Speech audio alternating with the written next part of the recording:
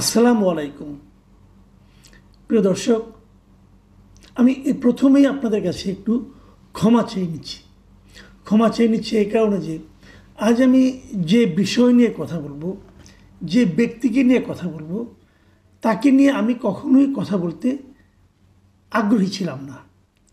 আমি চাইতাম না তাকে নিয়ে কোনো কথা যেন আমাকে বলতে হয়। নানা প্রসঙ্গে তারপরও দু এক জায়গায় টুকটাক মন্তব্য করতে হয়েছে, কারণ আমাকে প্রশ্ন করা হয়েছিল বলে ওই জবাবটা না দিলে হয়তো ব্যাপারটা অন্যরকম হতো। এই জন্য জবাব দেওয়ার স্বার্থে দিয়েছিলাম, কিন্তু নিজে থেকে তাকে নিয়ে কিছু বলবো এটা আমার আসলে রুচিতে বাধত। কিন্তু আজকে বলছি কেন? আজকে বলছি এই কারণে, সে একটা আমাদের জাতীয় নিরাপত্তাজনিত অস্থিরতার কারণ হয়ে প্রায় দাঁড়িয়েছিল। ঘটনাটা কি? ঘটনাটা হলো কালকে শেষ রাতের দিকে, গত রাতে ভোর রাত 4টার দিকে এই ভদ্রলোক প্যারিসে থাকেন, জানেন তাকে আপনারা সবাই, মিস্টার পিনাকি ভট্টাচার্য। উনি আমাকে নিয়ে বেশ কয়েকবার বিষোদ্গার করেছিলেন। একবার আমাকে চ্যালেঞ্জ করেছিলেন যে একটা বিষয়ে আমাকে মাপ চাইতে হবে, 7 দিনের মধ্যে মাপ না চাইলে উনি আমাকে প্রত্যাঘাত করবেন। তো আমি 7 দিনের মধ্যে মাপ চাওয়ার তো কোনো প্রশ্নই ওঠে না। উনি কী প্রত্যাঘাত করেছেন আমি এখনও টের পাইনি। তার প্রত্যাঘাতের কী জোর ছিল। তো বুঝেছিলাম যে খালি সে বাজে বেশি, ওই দূরে বসে বসে ঘেউ ঘেউ করা যায়, কোনো ব্যাপার না। তারপরে দেখলাম কিছুদিন পরে উনি আমাকে একটা উকিল নোটিশ পাঠিয়েছিলেন। এটা আপনাদেরকে কখনো শেয়ার করা হয় নাই, আজকে এই সুযোগে শেয়ার করছি। উনি আমাকে একটা উকিল নোটিশ পাঠিয়েছিলেন যে ওনার নাকি মানহানি হয়েছে আমার কারণে, এবং সেই উকিল নোটিশ ধানমন্ডির একটা ল ফার্ম থেকে এসেছিল। তো আমি দেখেছি, কী করবো, আমি রেখে দিয়েছি যদি আমার কোনো তার মান সম্মান হানি হয়। এবং আমি আবার ভাবতেও বসলাম ওনার মান সম্মান আছে নাকি যে হানি হবে। যাই হোক, মান সম্মান হানি হয়েছিল। পরে আবার ওখান থেকে ওই ল ফার্ম থেকে একজন আমাকে একটা ফোন করেছিল যে আপনাকে একটা উকিল নোটিশ পাঠানো হয়েছে, আপনি কি পেয়েছেন? আমি কি পেয়েছি। তারপরে একটা জবাব দিয়ে আমাকে ওটা ফেলে রেখেছি, আমার যে ওয়েস্ট পেপার বক্স সেখানে ফেলে দিয়েছি। তো উনি তাড়াতাড়ি ফোন রেখে দিয়েছিলেন। তারপরে কী হয়েছে আমি এখনও জানি না, ওনার মান সম্মান ফিরে পেয়েছেন কিনা তাও বলতে পারবো না। যাই হোক, এগুলো অন্য আলাপ, ওই আলাপে যাচ্ছি না।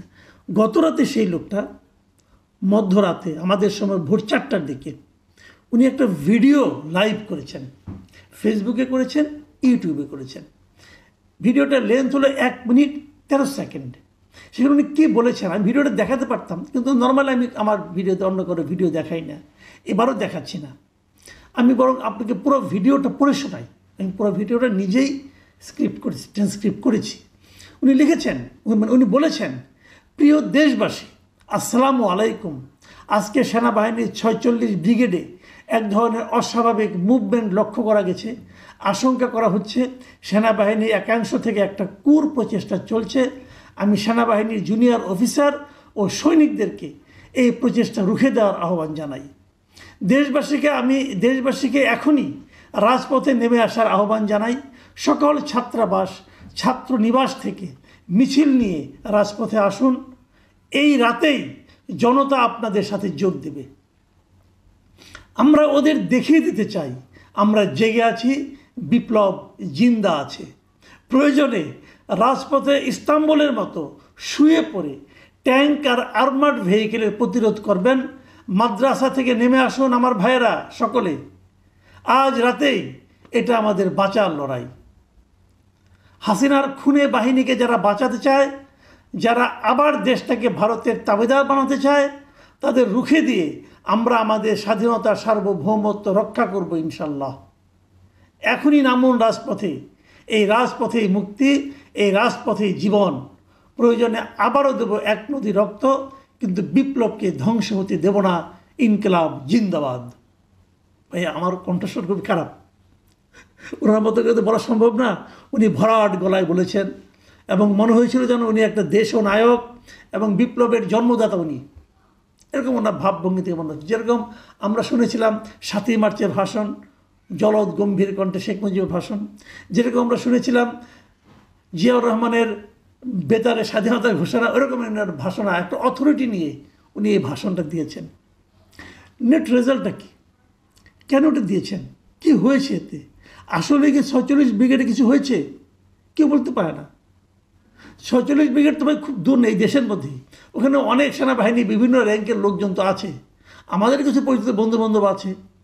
আমি কিন্তু জানার চেষ্টা করেছিলাম ভাই কী হয়েছে, কিছুই না, সবাই শান্তি মতো ঘুমিয়েছে রাতেরবেলা, কোনো ঝামেলা তো হয়নি। তো উনি ফ্রান্সে বসে, ফ্রান্সের প্যারিসে বসে কোথায় পেলেন এই ঘটনা, কোথায় পেলেন? শরাব টরাব পান করে বোধহয় মাথা খারাপ হয়ে গেছিল, কাছে এগুলি বলতে গেছেন।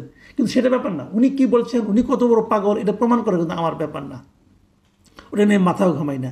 যার যত ইচ্ছা খাবে, যার যত ইচ্ছা পান করবে, তার ব্যাপার। আমার কথাটা হলো, উনার এই কথায় যদি দেশের কিছু লোক বিশ্বাস করত, কিছু লোক সাড়া দিত, কালকে দেশে কি হতো ভাবুন তো একবার, একবার ভাবুন। এই লোকগুলিকে রাজপথে নামতে বলা হচ্ছে, মাদ্রাসা স্টুডেন্টদেরকে রাস্তায় নামতে বলা হচ্ছে, ছাত্রাবাসের ছেলে মেয়েদেরকে রাস্তায় নামতে বলা হচ্ছে। তারা নেমে যখন তারা একটা প্রতিরোধ, একটা কুর প্রতিরোধ করতে যাইতো, তখন রাস্তা তারা কী করতো, ভাঙচুর করতো, আগুন দিত।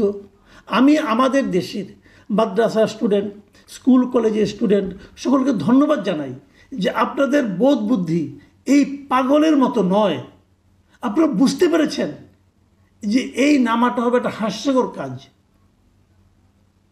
সে কিন্তু খুব সিরিয়াস ভঙ্গিতে বলেছেন, এবং কেবল বলেনি, উনি আবার একটা পোস্ট আকারে লিখে ওনার ফেসবুকেও দিয়েছেন। কি বলেছেন উনি ভাবুন একটা কথা। এক নম্বর হলো, উনি সেনাবাহিনীর অফিসারদের, সিনিয়র অফিসারদের বিরুদ্ধে জুনিয়র অফিসার এবং সৈনিকদেরকে উস্কে দিয়েছেন যে তোমরা মাঠে নামো। যদি তার কথা কেউ শুনতো, যদি এমন হতো একটা জুনিয়র অফিসার নামলেন রাস্তা, রাতের বেলা দেখা হলো কোনো সিনিয়র অফিসারের সঙ্গে, হয়তো তাকে মেরে দিতে পারতেন। আবার ধরেন যদি তার কথা শুনে ছাত্ররা নেমে আসতো, কি হতো? এবং তারপর আবার কিসের বিপ্লব জিন্দা আছে, ভাই বিপ্লবটা কোথায়, কিসের বিপ্লব? আমরা যে গণ অভ্যুত্থান করেছিলাম এই দেশের মানুষ, আপামর জনসাধারণ, সেই গণ অভ্যুত্থানের পিনাকি আপনি ছিলেন না, আপনি দেশে ছিলেন না, ওখানে বসে বসে জ্ঞান দিছেন। দূরের থেকে অনেক সুন্দর মনে হয় সব কিছু, আসেন না কাছে, 1 বছর তো উপরে হয়ে গেল, দেশে আসেন না কেন? কারণ আপনি ফ্রান্সের প্যারিসের আরাম ত্যাগ করে এই দেশে আসতে পারছেন না। ওখানে যত সহজে আপনারা পানীয় পাচ্ছেন, ওই পানীয় এখানে পাওয়াটা আপনার জন্য কঠিন হয়ে যাবে। মোদ্দা কথা ওইটা, ওখানে আপনি যে জীবনযাপন করেন সেটা ত্যাগ করে আপনি এখানে আসতে পারবেন না। আপনি উস্কাচ্ছেন কেন? দুটো কারণ উস্কাচ্ছেন। আপনি দেশের সবসময় একটা ঝামেলা লাগিয়ে রাখতে চান, আর তার উপর আপনি আপনার এই সোশ্যাল মিডিয়া থেকে যে বিপুল ইনকাম করেন, সেই ইনকামটা আপনার নষ্ট হয়ে যাবে দেশে আসলে পরে। ইনকামের পরিমাণটা কোনো ধারণা করতে পারেন? আমি এই দেশের মানুষকে বলছি, আপনারা কি জানেন ওনার ইনকামটা কত? আমি আপনাদের একটা দেখাই, আপনি কিন্তু ইউটিউবে গেলে পরে যে কারো ইনকাম দেখতে পারবেন, ওখানে গেলেই ওরা দেখায় দেয় তার অ্যাপ্রক্সিমেট ইনকামটা কত। এই ভদ্রলোকের মান্থলি অ্যাপ্রক্সিমেট ইনকাম হলো $44,000 মিনিমাম। তার মিনিমাম ইনকাম হচ্ছে আমাদের টাকার 50 লাখ টাকা কেবল এই ইউটিউব থেকে। আমাকে আপনাকে এই সময় ডুগডুগি বাজায়া আপনাদের মতো মানুষ তার উপর ঝাঁপিয়ে পড়ছে। সে নিজে একটা ব্রাহ্মণ, হিন্দু এবং মুসলমান দেশে সুশ্রী দিচ্ছে, আর ওখানে বসে 50 লাখ টাকা প্রতি মাসে, কমপক্ষে 50 লাখ টাকা, কখনো কখনো সেটা 1 কোটি টাকা ছাড়াই যায় এই ইউটিউব থেকে। আমি দেখি বলে, আর সেখানে আনন্দে ফুর্তিতে আছেন, আর আমাদের দেখে হাসে, দেখ কতগুলি মূর্খরে কেমন করে নাচাচ্ছি। তো এই নাচাতে কালকে বেড়াসারা বাজাই দিছে। একটা কথা মাথায় রাখুন আপনারা, আমি আবারও বলি, এই লোকটার মূল লক্ষ্য হলো বাংলাদেশকে অস্থিতিশীল করে তোলা। এই দেশের মানুষ নিজেরা মারামারি করবে, একটা হাউকাও বাজবে, সে ওখানে বসে বসে দেখবে। আর এখানে যত হাউকা বাজবে তত তার 2টা লাভ হবে। 1 নম্বর লাভ হলো তত তার ভিডিও চলবে, আর দ্বিতীয় লাভ হলো উনি যাদের হয়ে কাজ করেন, আমি আগেও বলেছি এই ভদ্রলোক ভারতীয় রয়ের এজেন্ট, আমি আগেও বলেছি আপনাদেরকে, এবং আমি প্রমাণ করে দিয়েছি কিভাবে। আপনারা ভেবে দেখুন, উনি বাংলাদেশ থেকে পালিয়ে ইন্ডিয়া গিয়েছিলেন চোরাপথে, ভারত থেকে থাইল্যান্ড গিয়েছেন। আমার প্রশ্ন হলো, ভারত থেকে থাইল্যান্ডে গেলেন কীভাবে?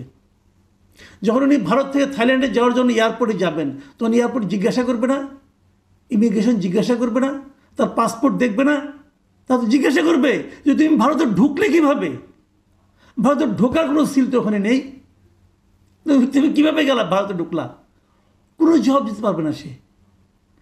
কাজেই তার পক্ষে কেবল তখনই যাওয়া সম্ভব ভারতের বাইরে যদি ভারতের কোনো ইন্টেলিজেন্স তাকে হেল্প করে। সেটা কে? বুঝতে পারছেন, তাদের হেল্প এসে গেছে। কেন গেছে? তার লাভ হলো সিম্পল, সে ভারত থেকেও পেমেন্ট পাচ্ছে নিয়মিত, এবং তারা যারা ঘনিষ্ঠ আছেন, বিভিন্ন সময় তার বন্ধু বান্ধব ছিলেন, তারা যে ফেসবুকে বিভিন্ন রকম আপনার কন্টেন্ট করেন, সেখানে তারা উল্লেখ করেছেন যে ওনার সঙ্গে ভারতের কার কার যোগাযোগ আছে। তো তার মাধ্যমে কি হলো? সে আমাদের এখানে যে গণ্ডগোল বাঁধে, আমাদের এখানে দেশের হয়তো অস্থিতিশীল থাকে, কার লাভ? উনি কাকে পয়েন্ট পাইয়ে দিচ্ছেন? এই হলো সেই ভদ্রলোক। আমি এই দেশের মানুষকে অভিনন্দন জানাই, ধন্যবাদ জানাই যে আপনারা এই পাগলের কথায়, অথবা এই দুর্বৃত্তের কথায়, অথবা এই মতলববাজের কথায় গত রাতে রাস্তায় নামেননি। আমি কেবল একটা কথা বলি, দেখুন ওনার অবস্থানটা, ফেসবুকে ওনার যে রিলটা ছিল, সেই রিলটার পরে বেশ কয়েকটা কমেন্ট ছিল। আমি এই কমেন্টগুলো র্যান্ডমলি নিয়েছি, একদম একটা না 4-5টা একসঙ্গে নিয়েছি। আপনি একটু পড়ে শুনুন, আমি আপনাদের পড়ে শোনাই। যেমন ধরেন, একটা কমেন্টের মধ্যে লেখা হয়েছে, একজন লিখেছেন, তার নাম হলো রোকসানা আমিন।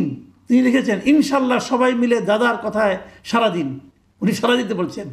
আরেকজন লিখছেন নূর আলম, লিখেছেন ইনশাল্লাহ ইনকিলাব জিন্দাবাদ।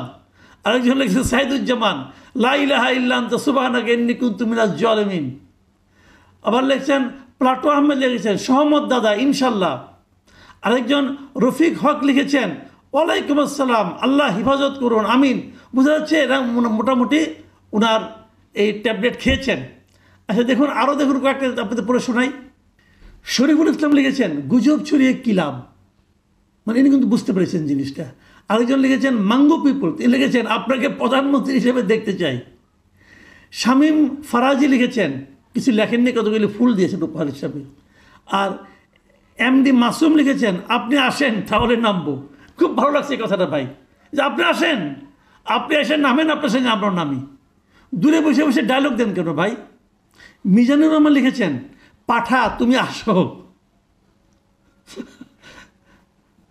সওয়ারদেব লিখেছেন ওয়েট হাসিনা কামিং সুন। দিদার হোসেন লিখেছেন সবাই বলি নারায়ে তাকবীর। লায়লা আক্তার লিখেছেন সেনাবাহিনী জিন্দাবাদ। আর সবুর লিখেছেন কি কোন এটা, কি সংবাদ, আগের না এখনকার? আরেকজন লিখেছেন প্রবাসী সেলিম লিখেছেন তোর কথা যে শুনবে সে পাগল, তুই নিজে আয়। রিয়া লিখেছেন সারাক্ষণ মনে হয় গাঁজা খায়। অশান্তির যুগে বিডি লিখেছেন ইনকিলাব জিন্দাবাদ। বিডি সাপাল লিখেছেন কি সিরিয়াস আজ। আরেকজন লিখেছেন আমিন জাকির লিখেছেন গেলি আরও কিছু লাশ ফেলতে চাস।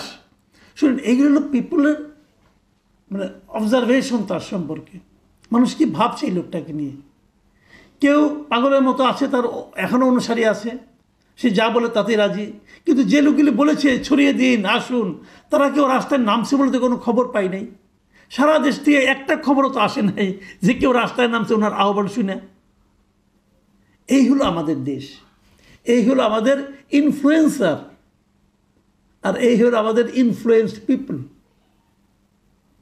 প্রিয় দর্শক, একটা কথা বলি আপনাদেরকে, সবসময় মনে রাখবেন, এই দেশের বাইরে আমাদের অনেক দেশপ্রেমিক লোক আছে যারা দেশকে ভালোবাসে, কিন্তু যারা দেশের মানুষকে উস্কে দিতে চায় তাদেরকে গেলে একটা কথা বলেন, ভাই আপনারা দেশে আসেন, আপনি যদি এত দেশপ্রেমিক হন, আপনি যদি আমাদেরকে রাস্তায় নামতে বলেন, প্লিজ আপনি আগে নামেন, নেমে আমাদের পথ দেখান।